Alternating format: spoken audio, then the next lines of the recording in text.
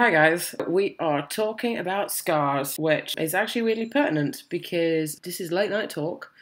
I am just back from the FTM London meetup group, and today it was all about like Q&As and some guys were like kind enough to take their shirts off so that we could ogle their fantastic chests and kind of suss out a little bit of what it's like to see people in kind of real life, I suppose, who've had top surgery and have gone through the entire process and all of that.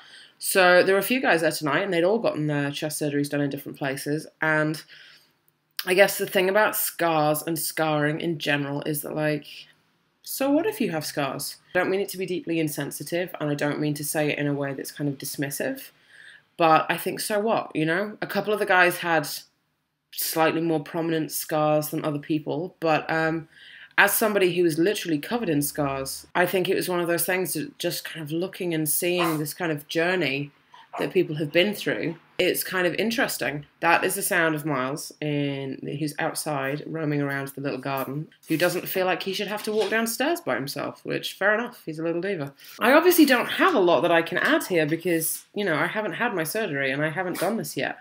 But I think in general, it is just one of those things of there's going to be scars. And, you know, scars on the outside just kind of show the journey that you've made and the person that you've become and who you've been and what you're doing. So I just want to say to, like, anybody who's sensitive or worried about it, when I looked at these guys tonight and I looked at what they'd done and what they'd been through, I just thought more, I was jealous.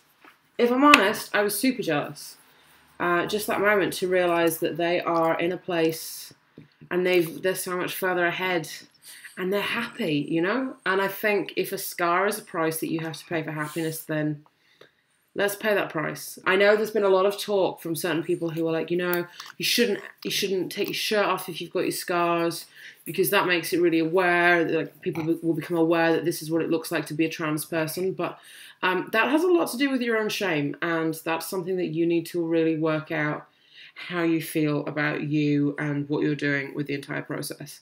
Because I did not look at those guys and notice the scars. I just looked at people who were happy and who'd been through an entire journey and were starting to feel better about themselves, and I was envious. So yeah, so that's all I've got to say really. I have nothing for this week because this is not an area that I know anything about. I only have like my own fears and my own anxieties.